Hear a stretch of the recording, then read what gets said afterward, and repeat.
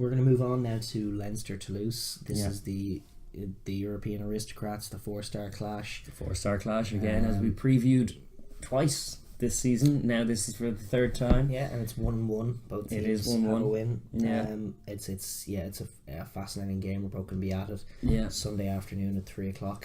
Not as bad as your average Sunday kickoff because it's Easter Sunday. It's a bank holiday. True. So there should be some Toulouse fans about. And, yes. I'm looking forward to going to it. I think it's going to be a lot of fun. I think it's a great European clash. Toulouse certainly, like that quarter final against Racing was one of the great games of rugby tremendous game. It's a shame we didn't get to review it. Like when it happened, it was such a beautiful game of rugby. Yeah, and it was like Tauzan, what a find on the right wing. Yeah, and there was just gorgeous attacking play from Toulouse, but then some stellar defence with 14 men. Yeah, this is it. Racing, for all of the Finn Russell flowiness, they're flattering to deceive is what they've done all season. It is, and I think we both from a ways out thought that Toulouse were going to win that game, and so they did. Yeah, even with the 14 men. They managed to pull it together, although there was a big missed kick. Who missed the kick? Was it Machino from the touchline to take the lead? Yeah, which probably would have done it. Yeah. But Toulouse, as they've been doing all season, riding their luck, the Freddie Burns incident springs to mind, and they just, with some flowy, brilliant rugby that nearly they don't put it together, they're just winning games, and they're riding a serious momentum train. They absolutely are. And as high flying as they're going in the top couture, I suspect they're the one French team that would prefer to win this tournament, perhaps even than the Bouclier. Yeah. Well, certainly after all these years, and after someone Leinster joining them on 4 stars, it seems to have kind of sparked something into life, and they've just been stellar all year, and for the last few months they've been in cruise control in the top couture. I've only been kind of idly watching, but every time I do, they're lighting it up and ultimately getting it won in rather loose looking games. It's all heads up. They're emboldened to play, and then within that context they have some very, very intelligent footballers. Yeah, like they have guys like Ramos, who's all flow, and like he has his negative plays as well. He does. And then Ntamack I would put in a similar vein. He's quite flowy, but then that's balanced off with super intelligent footballers like Gattoon and Dupont, who are also very good in attack, but they're also rugby brains as well. And, then Maynard has been aging like a fine wine from fullback, and then you've also you have your Kino in there, and you have Cheslin Colby. Cheslin Colby, who is a superstar and just lights things up. At the weekend, he slipped and fell in his hole and turned it into a try. He did indeed. Yeah. Exactly. He's just a wonderful player, and such danger from anywhere. Even that last try against Leinster in Dublin is evidence of what they can do. They do have some decisions to make at 10. And just around their backline. Zach Holmes has been cleared to play after his very negative red card play. But they played Dupont at 10 against Clermont, and it was unbelievable. Dupont played at 10 against Racing after even though they had Ramos on the bench, they moved Dupont to 10 against Racing. He ended up scoring some nice Ian Madigan style tries, old school Ian Madigan tries. Step in, step out. And and then they've the option of Zach Holmes, they've the option of Thomas Ramos, they've the option of Ntamack, they've the option now of Dupont, who to play at 10, and then whether they're going to go for Maynard or maybe Ramos at fullback or Colby at fullback.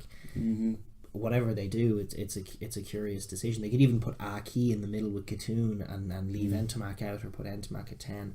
Although my suspicion is they'll stick with Ntamack and Gattoon as the centres. I don't know what they'll do at 10. It's crazy, isn't it? I think they'll go Colby on the right wing, or Colby on the left wing, maybe Tauzan on the right wing, with Maynard at fullback and Ramos on the bench.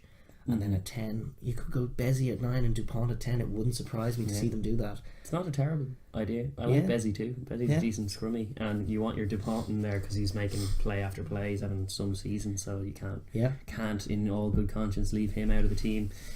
Yeah. So it is interesting. It tends to matter a little less for just the way they play, because everyone's a playmaker. So your 10 isn't actually like the fulcrum playmaker of it all, because they're all just making plays. Yeah, and they're beautiful to watch in the sense that they are just all reading the game. They're running off one another. They throw offloads, but they also pick lines off one another.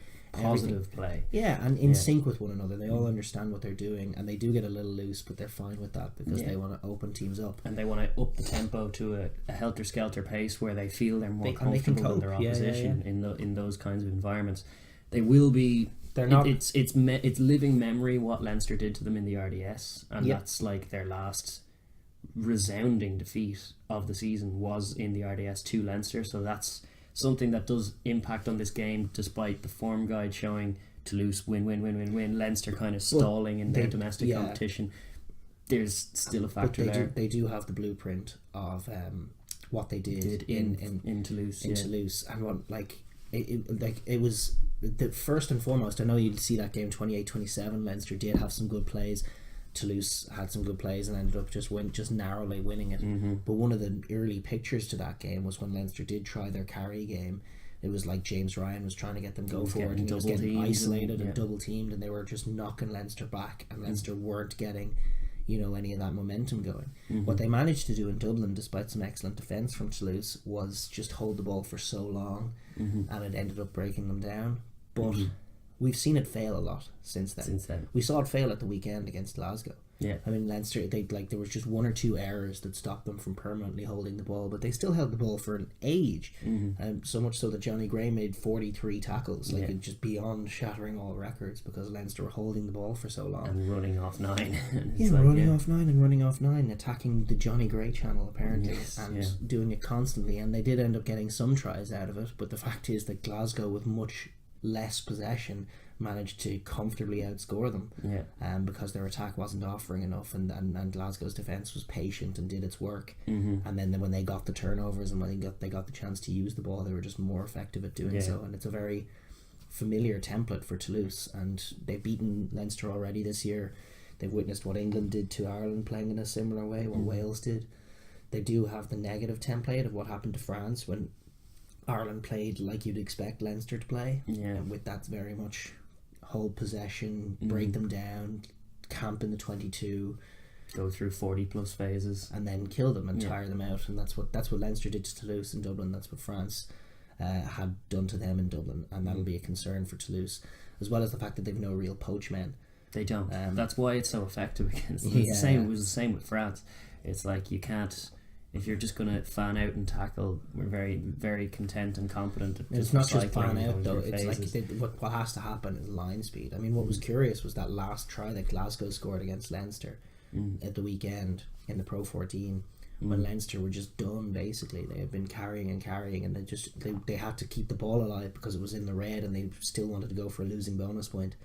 And they just had nothing. They couldn't break them down at all, and they were just trying that narrow carry game and still getting blown back, and ended up just throwing a lazy intercept. And those are the kind of plays that Toulouse can prey on if Leinster get loose at all and tired when they have the ball of just this. And then Leinster almost have an ability to do that more than Ireland do, in the sense that when they even try and play like Ireland, there's a little less rigidity to what they're doing, so they do have the freedom to try and make something happen, and guys can just get bored and frustrated with going nowhere, and then do something loose, like your Gary Ringrose charge down, or that terrible Hugh O'Sullivan pass at the weekend. So I definitely think there's a lot of potential positivity for Toulouse. It's true. It's a good stepping stone for Toulouse. If you're thinking narratively, like of their Renaissance season, they still have to go to Dublin and win, which is something that all French teams at this point, at this juncture, are fearful of. Rightly so, because all evidence points to they're going to go over and lose. The last time the French team won in Dublin is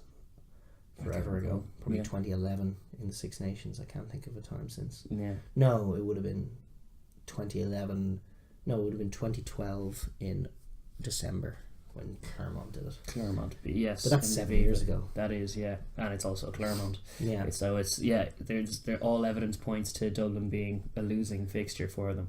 But Toulouse have been just revived this year, and it would be a very important little springboard, especially having come through the quarterfinal against such adversity, losing their 10 so early on, having to kind of be hard-nosed in defence, despite the fact that their tendency in the top of tours this year has to be a little loose in defence and to get into firefights. They don't fully want to do that against Leinster, because Leinster traditionally I think they will want to do that against Leinster. I think they'll back themselves to outscore Leinster, and I think I would too. I think they want to create that template. They want to get their hands on the ball though and be able to keep it, because that'll be the fear, is just like last time they came to Dublin, they were spending 20 minutes tackling before they even had a chance to play the ball. The other thing that's huge is the scrum. And that's where it all started for them. As much as Leinster killed them with the carries, I mean, they were probably ready enough, and they did defend quite well. They were probably ready enough to actually stop James Ryan again and get into his face and do that two-man tackle as well. Yeah, they were targeting. That's right. Yeah. But what Leinster actually did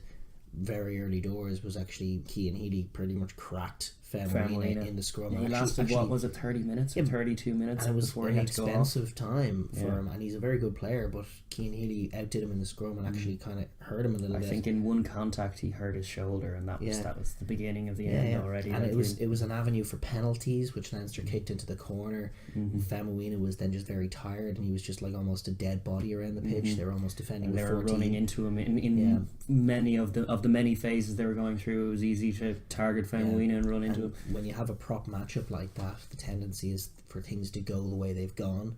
When one prop has the edge over another, it tends to stay that way. It's an interesting psychological state when you've been schooled by a prop earlier in the season.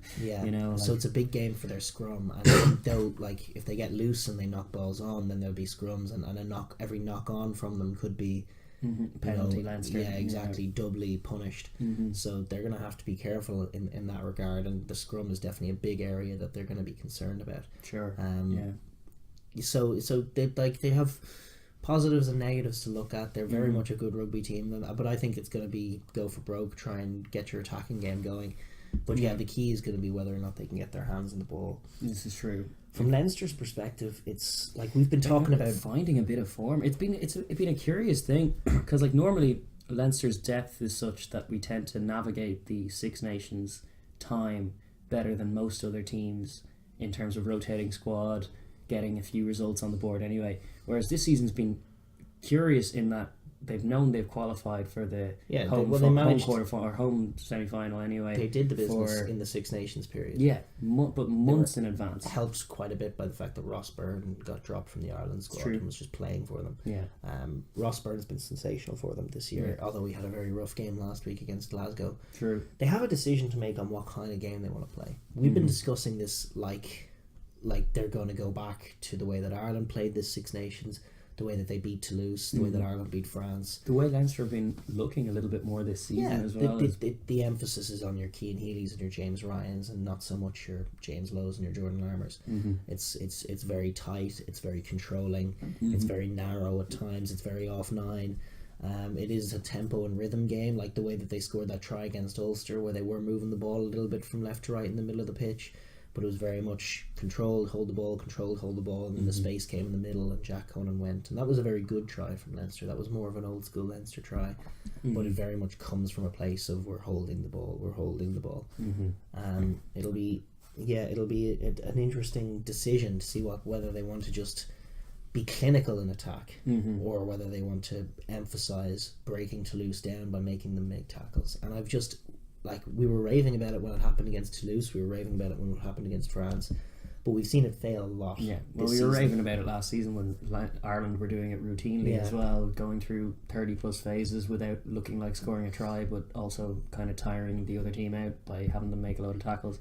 There's merit to it, as long as you're accurate enough to not make any mistakes in those 30, that set of 30 but also phases. as long as superhuman things from the defence don't happen. And that was what happened in France. Like, we had that picture of guys in those narrow channels that set everything up, and it is true from Leinster's perspective still, even when they go wide, that everything is set up by a carry off nine that gets a bit of go forward. That's what comes first. And if they get just stopped, as they did in Toulouse earlier in the season, just physically driven 4, 5, 6 yards back then in those tackles, and nothing else happens, and all of a sudden James Ryan, your key man, is on the deck, everything is stalled, everything is slow, and more often than not where Leinster go in that situation is a kick, a loose kick to a very dangerous back three.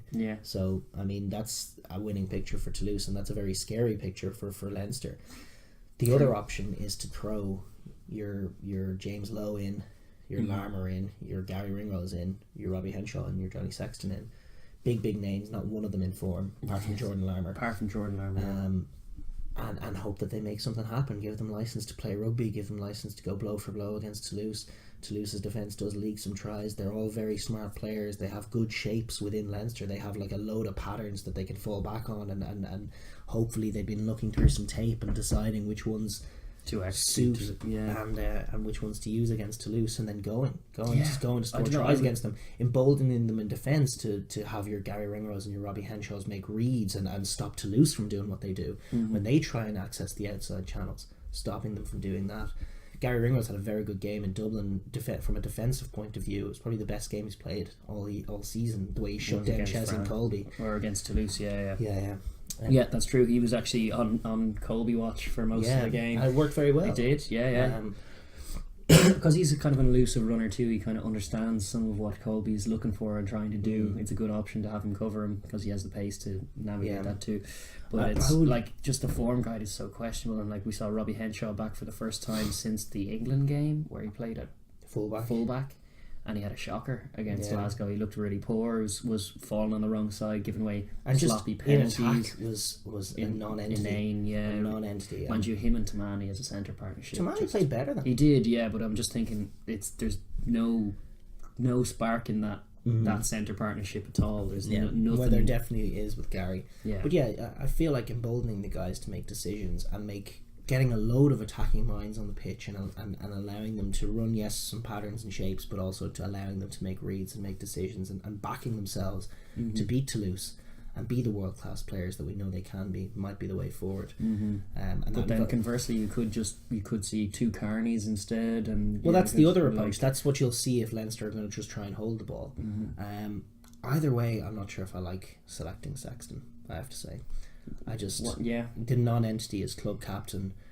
He hasn't played for Leinster this year. Ross Byrne in a very ropey game against Ulster where Leinster were honestly outplayed all over the pitch. Ross Byrne was brilliant. Kicked the winning kick, got a key try, stepped up for Leinster. He's been the go-to guy all year. He's never let Leinster down. Admittedly had a bad game last week, which would make you question it a bit more. But throwing completely out of form, out of game time, rusty Sexton in there feels less like a wise decision than maybe it seemed last season, to be honest. Yeah, it's true. No, there's no arguing that he just hasn't played enough games to a high quality. He's looked poor in Six Nations and hasn't played for Leinster apart from, and the last time he did was Munster where he also melted down. Yeah. And it becomes too much. I don't know why he's club captain when he doesn't play for Leinster enough. It seems a strange one. And if he just comes in, it'll all of a sudden be all about Sexton, which we've seen be a positive. I mean, this is the thing about throwing guys in. I've definitely backed throwing James Lowe in there, but there's no question that his form is kind of out the window as well. Well, we played him out of form is what happened there. Not played him in. Yeah, exactly. Yeah. There were many games that he should have been out there for, but hasn't been mainly because Luke McGrath was injured for so long. That kind of makes that decision for us a lot of the time because Gibson Park has been so stellar, and we've lost so many men. Is still too good. We lost so many men in the pack when Devon and Ryan were unavailable. It was Dev, and you can't not pick Fardy then because you're looking at little big but young Jack Dunn type players, and you're thinking there's softness there. Yeah, exactly. It's youth all over the pitch, and we need a bit of. I think Mick Carney is good enough that you can back him on the bench. He got injured as well. Did he? I think if he was injured a few weeks ago, I'm not sure if he's available. I'm not sure then, but I think they've probably got enough depth at second row, even with that, which is a bad injury if you're right about that, to maybe leave Fardy out, because I think that they're gonna I've seen the hold the ball version of how Leinster play fail quite a bit this season, and I think that the way that Toulouse are galvanised, the degree to which they'll be ready for it, I feel like they'd stop us, and we'd get a little loose, things would go a little bit awry, and Toulouse would find some tries. And when you're in that mindset and you've picked that conservative team, it is very tough to respond when you go behind. It's true. That's what Toulouse can do to you. And Leinster do have in their ranks and in their DNA an attacking, clinical, try-scoring game, and match winning. It helps them to win big matches, and particularly in semi-finals. Yeah, they tend not to get. It helps them overcome deficits as well. Sometimes they don't have to always be front runners because they're when they're playing that way. 1 or 2 tries is not that big of an ask. In terms of routinely go 14 points down, and you wouldn't be overly concerned. You've seen them come back, which is not true of the way that Ireland are, and that seems to be the way that Leinster have adopted to play the game. So I would very much be in favour of getting Ringrose and Larmour and Lowe on the pitch and allowing them, because every time that we've seen them on the pitch, they've rarely been with each other and they've always looked isolated. So getting them all on the pitch together, and I think it's much of a muchness. I think he'd pick Ross Byrne and Robbie Henshaw, and then he's the incumbent. And Sexton hasn't won the jersey back. No, he hasn't. And I think that's a fair way to do it. Yeah, and then maybe Sexton on the bench if he's fit and raring to go. But then exactly, and then trying to attack them, trying to be clinical in attack, trying to find some tries and win the game that way. That I feel like is more likely to lead to a Leinster win than the other approach. Yeah. It's a tough one to call. It's going to be a spectacular game because there's so many like Toulouse are definitely playing the better rugby and on the up right now as far as momentum. But they are coming to Dublin and they lost earlier in the year. There's no question that Dublin. There'll be heebie-jeebies in the Toulouse camp over that. Leinster are no doubt like they're just in a curious place where they're not in form. Like it's so rare to have them in the semi-final and be coming off 2 losses and a draw in the RDS. Well, 2 losses in a draw in the Pro 14. A loss and a draw in the RDS. In the RDS, okay. So have 2 losses. They didn't have 2 losses here. But it's like that's such a questionable form guide to be bringing in, and it's off the back of not having competitive. Like they went against Edinburgh in Edinburgh when Edinburgh just had to win, absolutely had to win, and we had a bunch of kids out who were like a bit ambivalent about the whole thing, and that's been their story thus far. So this is a game that obviously they have to win, being a semi-final. So the motivation is different. We just haven't seen a motivated kind of match day Leinster for so long. We saw it against Ulster and they were ropey as hell. They were. The other aspect that we haven't talked about is the absence of a 7. With Levy and Josh gone and Scott Penny being a season too soon for him probably as far as the physicality possibly even 2 seasons too soon. He's such a young man. But what they're going for and what they have been going for, what they will go for is Ruddock and Sean O'Brien in the flank, and neither of which are an adept number 7. I know Sean O'Brien's played a lot at 7, but that doesn't make him a natural open side. He's not. He's a more ball carrying kind of less so this season because he's not as brave and he's minding his body, and he just is much softer in the poach. So like he used to be a useful 7 almost in a Matthew Bastro style way where you just get off the ball and you wouldn't be able to move him, and that's not true anymore. He's getting moved. He's getting moved pretty easily, and the bigger problem soft is that in his tackles as well. I mean, like the bigger problem is that the two of them just aren't dynamic. They're slow. It's a very slow back row, with the exception of Jack Conan, but he's not there for poaching at all. He's defending really, or not really. Well, he's not leading the defensive line anyway, and he tends to do a few soak tackles. But O'Brien's been soak tackling a lot this year as well, and it's like, will they have, if Toulouse manage to get their tempo going at all, that back row will suffer because we're slower. And in terms of defensive playmakers, I mean, it's the centres that will have where the work will have to be done. But the beauty of Toulouse is that they're happy to whip it out wide, but they're also happy to just try it. If the avenues are there, they'll work through the middle and get some offloads going that way. They're very heads up, and they like to attack where you're weak and where there's space. And like if Gary Ringrose is shutting down that 13 channel, they'll just move the point of attack. They might just go blind, and then whip it out. And the license is really on Dupont to make things happen. And he does have an excellent knack for reading, and he does keep it quick as well. So it's interesting. Like tempo will be so important. What we saw when it went Toulouse's way was that the tempo was all Toulouse. It was frenetic in France. The crowd were up and roaring, and Leinster were game for it. Like on that day, they were like, all right, this is the pace we're going to play. We're going to make some plays. But when Leinster shut Toulouse out, showing how to shut them out, it was very much a Leinster tempo, which was slower. Not without being completely slow, but it was more methodical. It was kind of a rhythm that was more pounding. They can attack. They can attack within that slower tempo as well. And in fact, even when they're at their glorious best, they do attack with a slower, more rhythmic tempo to them. A bit more like Saracens. Than slightly Toulouse. More so, where it's certainly not as fractured and kind of frenetic. But it meant then that when Toulouse were getting their hands on the ball, it was still at that tempo. The game was set, and that was where some of the errors were coming in. There were drop balls that were uncharacteristic because they were just they hadn't had their hands on the ball in 25 minutes or whatever.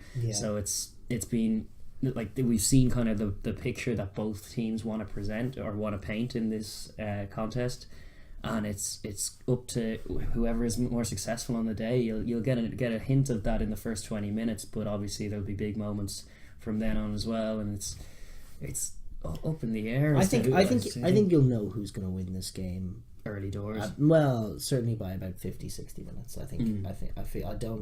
It's such a cliche in what is a game that could swing either way to say, it's going to be a one-score game. We're not going to know what happens until the end. But I actually think it's a close game, and either things could happen. But the winner is going to be whoever gets to shape what goes on the pitch. Yeah. And so tempo's a good indicator of that. Because they are different. They do like to play at different paces. So being on the lookout for who's getting the upper hand in that area is obviously a good inroad. But it's so curious because there's obviously so much history. You can't despite the fact that these are victories from yesteryear don't necessarily impact on today, but there's so much history with these two clubs. There are 4 stars on each jersey. There's winning mentality. The quarter-final in 2006, Leinster got the better of them. They met semi-final in 2010. Well, before that they were in the same group in 07-08 where Toulouse won home and away. A big coup for them. Got to the final that year and lost to Munster. Then in 2010 with Scrella at 10, and that was the year of the last French Grand Slam, they cut Leinster to ribbons. The last to check as Leinster, who were champs at the time, got thoroughly beaten. But then the next year, in first Joe Schmidt year, Toulouse came to Dublin and got lost a royal spanking themselves. In a fantastic game. Yeah. And was that the last time? That might be the last time Leinster played Toulouse. Well, apart from the two times, the twice this year. The twice this year. And, so it's an amazing history. Lots of wins for both sides, lots of European pedigree for both sides. My instinct, where I always fall back on, is the rugby. And while it's definitely possible, given the class of player that Leinster have in their ranks, outside of your odd guy like Cian Healy and Jordan Larmour, there's not any real form there, and there's no evidence that Leinster are just going to put it together, even though we know in our guts that they can do it. There's such European pedigree there, and there's such class all over the pitch. There's not a lot of evidence that they're just going to string it together, and there's quite a bit of evidence on the season of these same guys going into weeks where we've said maybe they'll find something, and they just haven't, and they've been beaten. And Toulouse are just running really hot right now. They're playing glorious attacking rugby, much better rugby than Leinster are playing. They're not making mistakes. They're highly motivated. They care about this comp a lot. They have a bone to pick with Leinster. And I just think for young men, rather than getting swallowed by the occasion, they might be emboldened by the idea of going to Dublin and doing what no French side has done in a very long time. And my instinct says that they'll get it done. Yeah, it's tough. That's where I've been teetering either side. I'm gonna say the other way because fuck it, I'm gonna vote with my head. So you're predicting a Leinster final, is it? No, I said the one that's never happened. No, we're still on the cards for that. That's another aspect to it. That one that has been promised from an many Irish years. Perspective, Leinster Munster crazy final. How many times Leinster and Munster have been in opposite semi-finals, and there's never been a Munster-Leinster semi. Munster final. Munster final, yeah. And we always mess it up at this point. So will it be Leinster or Munster or both? Both would probably be a reflection of where the season's been at, but.